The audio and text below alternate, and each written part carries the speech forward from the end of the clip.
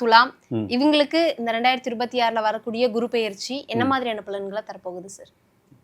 ஒரு நல்ல காலகட்டத்தில் இப்போ இருக்காங்க. 2-3 விஷயம் அவங்களுக்கு இப்போ நல்ல நம்ம பேசி கொண்டு இருக்கிற நேரத்தில் 6ஆம் இடத்துல சனி இருக்கார். ருணரோக சத்துரு ஜெயஸ்தான் சனி இருக்கின்ற போது பொதுவாகவே சனி பலமான கிரகம் இல்லைங்களா, அது யோக பலன்களை கொடுத்துட்டே இருக்கும். அந்த பலன்கள் அடுத்து பார்த்திங்கன்னா கேது 11ஆம் இடத்தை சஞ்சாரம் பண்ணிட்டுருக்காரு. நம்ம ஒரு கிரகத்தை மட்டும் பேசக்கூடாது இல்லை.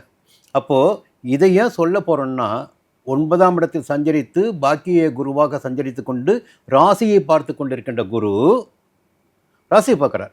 பார்த்து கொண்டிருக்கிற குரு 10ஆம் இடத்துக்கு வரப்போகிறார். 10ஆம் இடத்துக்கு குரு வருதாருன்னு சொன்ன உடனே பல பேருக்கு எல்லாமே புலப்படும்.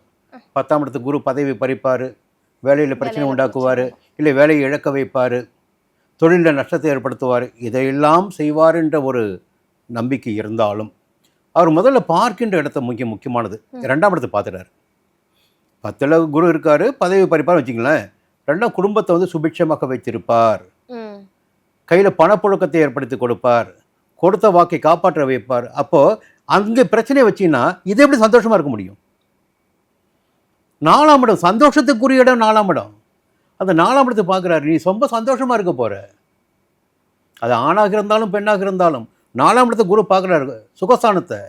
அப்போ நீ சந்தோஷமாக இருப்ப. உன்னுடைய சந்தோஷங்கள் எதுவாக இருக்கிறதோ, எதை நீ தேடிக்கொண்டு இருக்கிறாயோ அந்த சந்தோஷம் உனக்கு கிடைக்கும். அதே போல் 6ஆம் இடத்தை சஞ்சரித்து கொண்டிருக்கின்ற சனியும் பார்க்கிறார். 6ஆம் இடத்தில் சனி சஞ்சரிப்பதே யோகம்தான், புரியுங்களா? இன்னும் குரு அந்த இடத்தை பார்க்கின்ற போது இன்னும் உங்களுக்கு உடல் ரீதியாக ஏற்பட்ட பாதிப்புகள் விலகும், புரியுங்களா?